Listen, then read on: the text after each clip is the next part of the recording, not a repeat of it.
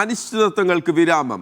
ISL പുതിയ സീസണിൽ കേരള ബ്ലാസ്റ്റേഴ്സിന്റെ ആദ്യ ഹോം മാച്ച് കൊച്ചിയിൽ തന്നെ നടക്കും. മത്സരത്തലേന്ന് GCDയെ കുത്തനെ കൂട്ടിയ വാടക നൽകാൻ കേരള ബ്ലാസ്റ്റേഴ്സ് തയ്യാറായതോടെയാണ് പ്രതിസന്ധി നീങ്ങിയത്. സ്റ്റേഡിയവുമായി ബന്ധപ്പെട്ട വിഷയങ്ങളിൽ ഇടപെട്ടതിന് മന്ത്രി P. രാജീവിനും PV Sreenajan MLAയ്ക്കും GCDA chairman ചന്ദ്രപിള്ളയ്ക്കും നന്ദി പറഞ്ഞ് ബ്ലാസ്റ്റേഴ്സ് പ്രസ്താവന പുറത്തിറക്കി.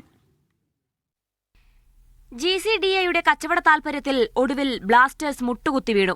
അവസാന നിമിഷം വാക്കുമാറി GCDA ഉയർത്തിയ വാടകത്തുക നൽകാൻ ബ്ലാസ്റ്റേഴ്സ് സമ്മതിച്ചതോടെ മത്സരത്തിന് സ്റ്റേഡിയം വിട്ടു നൽകാൻ GCDAയും സമ്മതിച്ചു. തുകയുടെ ഒരു ഭാഗം ബ്ലാസ്റ്റേഴ്സ് അടച്ചു. അവശേഷിച്ച തുക ഒരാഴ്ചയ്ക്കകം അടക്കണമെന്ന് GCDA ആവശ്യപ്പെട്ടു. ISL പ്രതിസന്ധിയുടെ സാഹചര്യത്തിൽ ഫുട്ബോളിന്റെ വളർച്ച കണക്കിലെടുത്ത് വാടക കുറയ്ക്കാമെന്നും സ്റ്റേഡിയം വിട്ടു നൽകാമെന്നും GCDA ചെയർമാൻ K. ചന്ദ്രൻപിള്ള പരസ്യമായി പ്രഖ്യാപിച്ചിട്ട് അധികമായില്ല. GCDA കൊച്ചിയിലെ കളി വരുന്നതിന് അനുകൂലമായിട്ടുള്ള എല്ലാ കാര്യങ്ങളും നിർവഹിക്കും. ഒരു കാര്യം പറയാം, കളി ഇവിടെ നടക്കുന്നതിന് ആവശ്യമായിട്ടുള്ള എല്ലാ നീക്കുപോക്കുകളും ചെയ്യും. അത് GCDAക്ക് നട്ടം വരുത്തിക്കൊണ്ടൊന്നും ആയിരിക്കില്ല. പ്രത്യേകിച്ച് സ്റ്റേഡിയം മികച്ച നിലയിലേക്ക് മാറിയതുകൊണ്ട് അത് പരിഗണിക്കണം. എന്നാൽ ഇന്നലെ ചെയർമാന് മനംമാറ്റമുണ്ടായി. കളിയല്ല, കാശാണ് വലുതെന്ന നിലയിലേക്കായി കാര്യങ്ങൾ. ഒരു മത്സരത്തിന് വാടക 4.2 ലക്ഷം വേണമെന്ന് കട്ടായം പറഞ്ഞു. ഇതോടെയാണ് കാര്യങ്ങൾ കീഴ്മേൽ മറിഞ്ഞത്.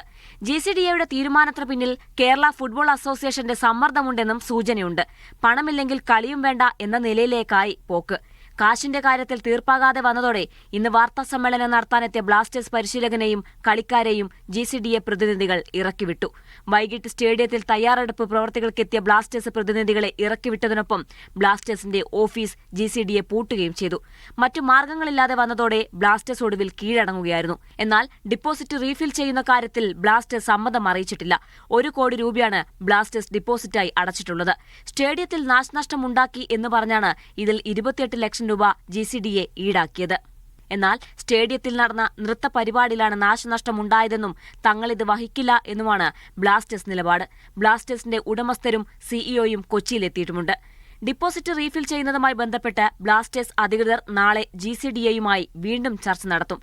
നാളെയാണ് കൊച്ചിയിൽ ഒഡീഷയ്ക്കെതിരെ ബ്ലാസ്റ്റേഴ്സിന്റെ ആദ്യ ഹോം മാച്ച്.